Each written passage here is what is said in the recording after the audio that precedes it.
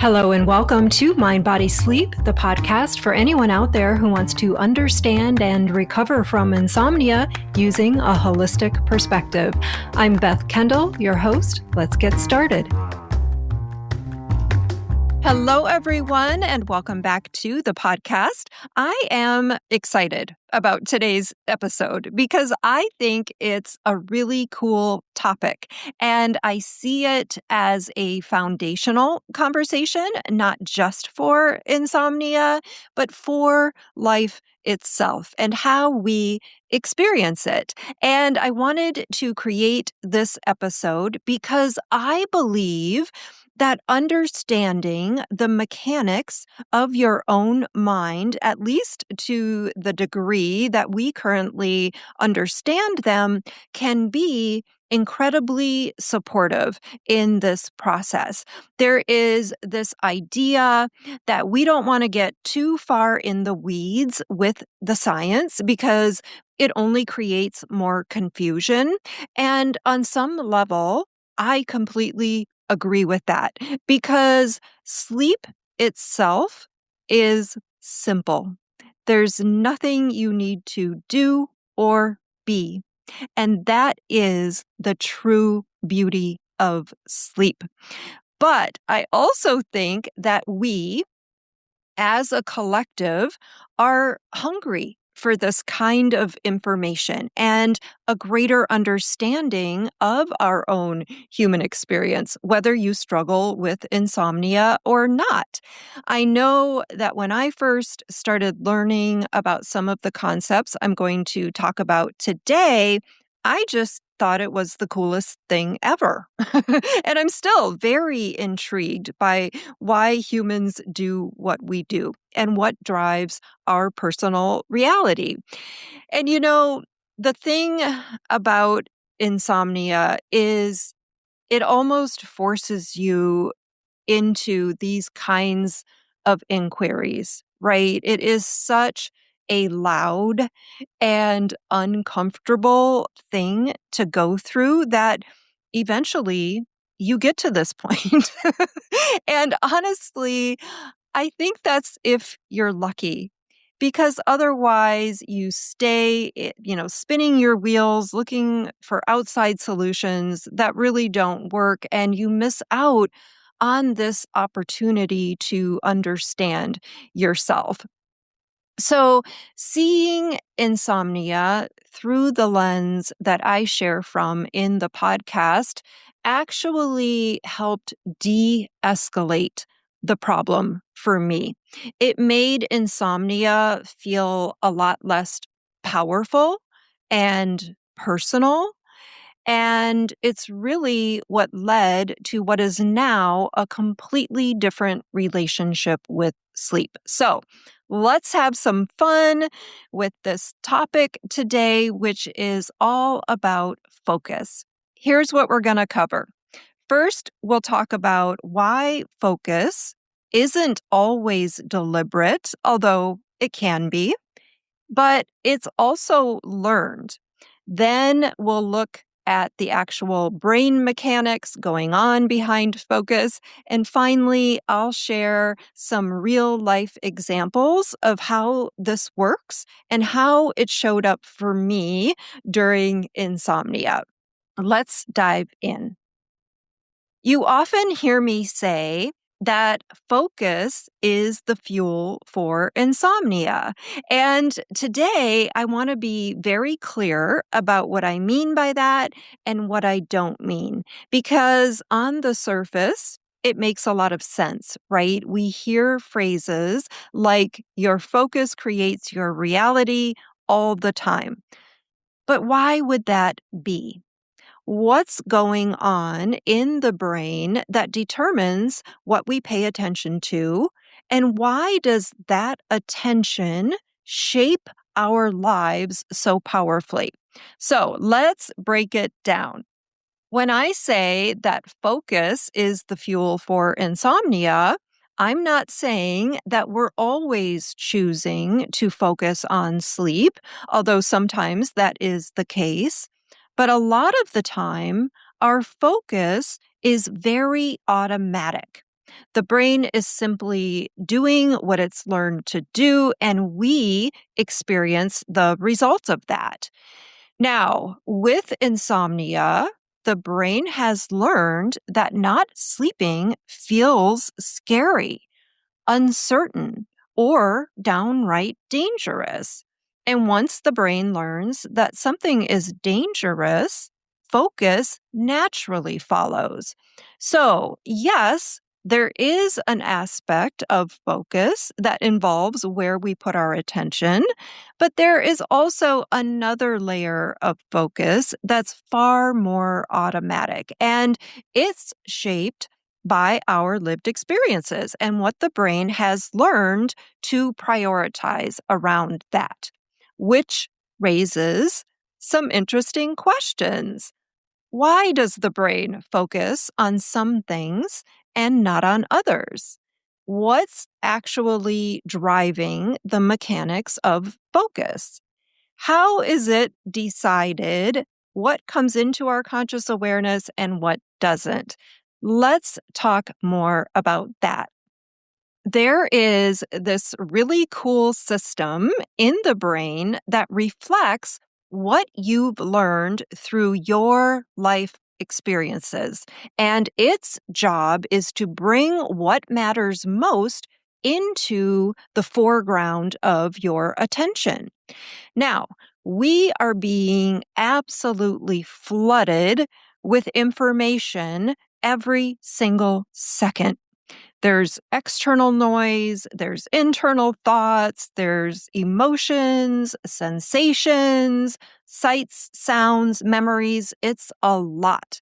And if all of that came into our awareness at once, we would feel completely overwhelmed and probably never want to leave our house, which is why in all of its remarkable wisdom, the brain has a way of working with that.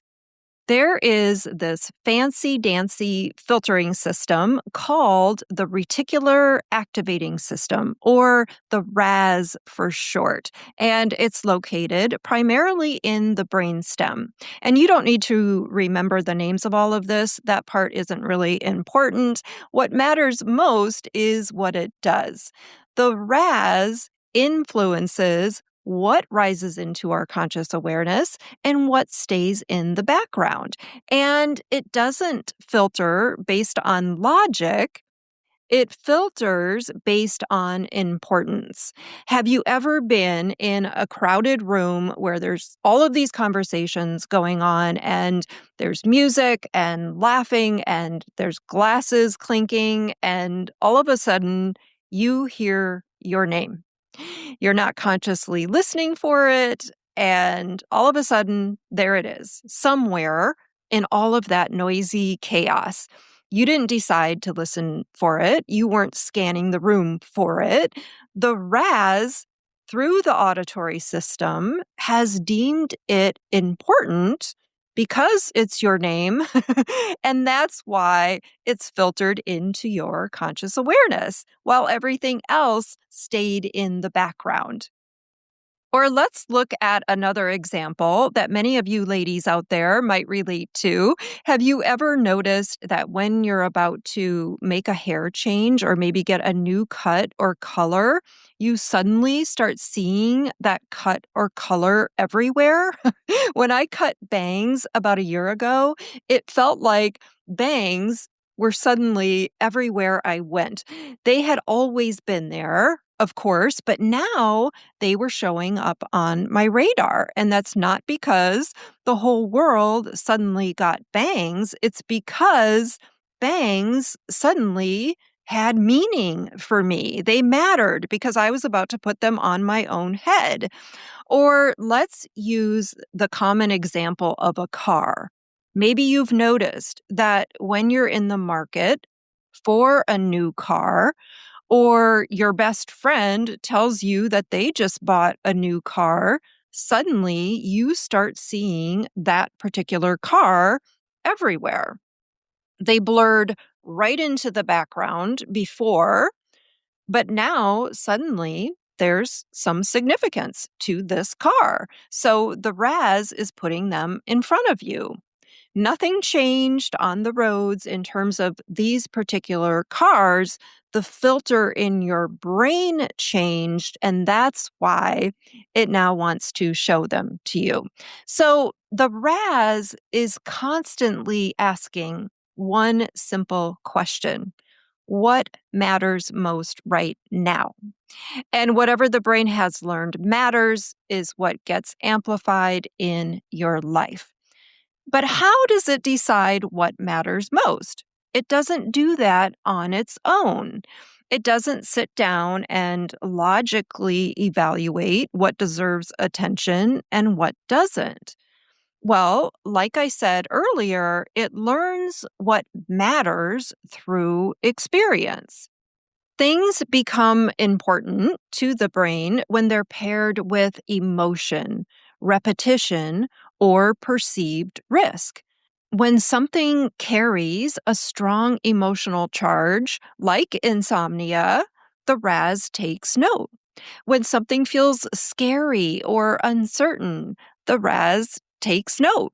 When something is repeatedly monitored, the brain assumes it must be important.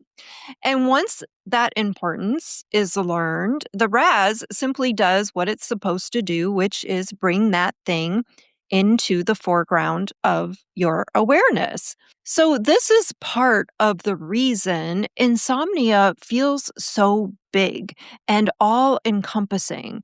It's literally being filtered into your day to day life in a multitude of ways. And our brains are incredibly efficient at this, right? It's constantly updating its filters based on what we attend to and what we experience. So, how does this play out in insomnia? How does insomnia even become a thing? Well, understanding the RAS helps us answer that.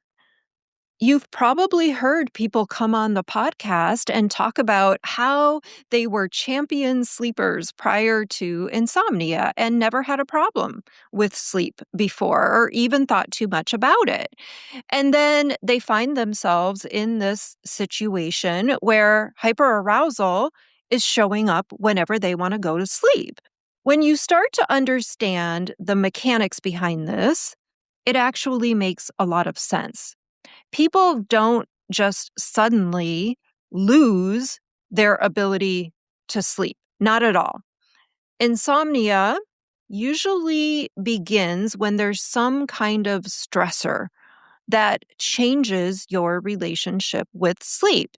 That's when the meaning of not sleeping starts to change. And when the meaning changes, attention changes. Sleep, which was once a fairly neutral experience, becomes paired with uncertainty or fear. And the RAS learns, oh boy, this matters now a lot. So then, literally, anything having to do with sleep starts getting filtered into your reality. And a lot of it is scary. It works just like the algorithms online. If you're shopping for new dishes, well, guess what? You're about to see every dish known to man. It's the same way with the search engine of our brain. We start really noticing how tired we feel and basically any sensation, and we start checking the clock like never before. We start paying extra close attention to how we sleep. We learn about all the stages of sleep. We start to try to predict what is going to happen from night to night. We start researching. Sleep becomes something to achieve at all costs. Meanwhile, your sleep system is over there going, hey, I am not too sure what is going on here, but I have got you. I can get you back on track. You don't need to go through all of this. I have been doing sleep your whole life. But at this point, the fear of not sleeping becomes so much bigger than trust in your own body. Plus, we've got the RAS bringing in all the things. So it's easy to see how this can happen, right? But here is the good news, my friend. The same system that learns insomnia is also the same system that unlearns it. And isn't that the best thing ever? So, what does that actually look like? Well, this podcast and the mentorship addresses this very thing. The transformation that people get inside the mentorship really is at the identity level. We look at what the brain has learned to believe about sleep. We look at some of the fears that are showing up around sleep. We learn to think about sleep differently. And we're not doing this through force or fixing. We're doing it through small perspective shifts over time. Have you ever heard that phrase, seeing is believing? I think this is actually a misconception. What you see doesn't create what you believe. What you believe creates what you see. The reticular activating system makes it so. So, this is the level we're working from in the mentorship. We are putting a new lens on the camera.